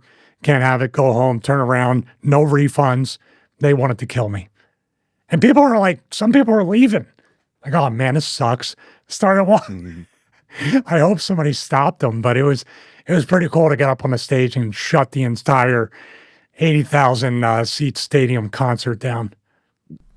Yes, so for legal reasons, we probably won't go through the entire thing of that again. But for now, we're going to shut down the show. Thank you so much for watching, everybody. We're here every single Friday on YouTube, full episodes anyway. You clips throughout the week, as I'm sure you know. And of course, we've got the audio podcast accompaniment for this show available on all podcast platforms. We didn't really do the plugs at the beginning, so we'll do it quickly now. I've got 2 books, one on Owen Hart and one on The Rock, both on Amazon, both very, very well reviewed. Please, if you want to support me personally, go buy a book or 2. That'd be very great. I'd be very grateful. Stevie also has his cameos and YouTube channels and everything else as well. So over to you, Stevie. Yes, I have Stevie Richards Fitness. You can go to StevieRichardsFitness.com, or you can go straight to the YouTube channel, subscribe, click the bell to get notified. We just talked about the Force USA G12 All-One trainer, where I utilized the whiteboard, and James wasn't chastising me for missing stuff. Although I could use you there. Keep asking to join the fitness team, see what you can do to help me with that. But cameo.com/Stevie Richards. Hey, those have been picking up, and I've been really humbled by the fact that even yesterday, parents asked me to motivate their young son who just got in the best shape of his life, but is starting college. So they wanted me to give him a little pep talk to say, hey, apply what you learned in the gym and that physical fitness and the discipline and put it over into, your studies. And what I do with the cameos is I do a lot of what mirrors here on the show. I use my DSLR, use my microphone, use 4K quality, and try to have it, and don't make it like a 10, 20-second thing. I try to make my cameos a little bit more nuanced with detail. They range anywhere from 2 minutes to 5 minutes to have a conversation, so that's kind of what I pride myself on. If you're paying that kind of money in 2024 with the way the economy is, I'm going to try to give you your money's worth. One more thing to mention about the right to censor that I should have mentioned beforehand is that the WWF... God, you just keep bringing this up, and I thought we were past it. Sorry, man. WWE would get raunchier again, and then up until 2008, they would turn PG after the Chris Benoit incident, and then coupled with Linda McMahon's first failed campaign running for Senate in 2010. So ultimately, it took a few years, but right to censor won. Yes, and on Independence, I did that one. I talked about the match with Anthony Grain, where I came out in the Snickers bar. That's my go-to promo. If anybody wants a shirt and tie on. By the way, I couldn't find a short sleeve shirt, the black. I was going to wear it today for the show. Could not find it. I forgot mine because I know I was going to do it as well, and I just totally forgot, and I just sat down here, and I only realized halfway through that we promised. Anyway, forget it. We would be pouring buckets of sweat by now. They would be like, I just did a bunch of cardio because this studio is pretty hot right now. Mine's like a summer one. You know what I mean? It's like a linen one. It wouldn't look the part anyway. But anyway, that's not the point. The point is that Right to Censor is done. And so is this show. Yay, everybody. Yay. Screw Stevie Richards. Go home and starve. Yes. Do that. We'll see you again next Friday.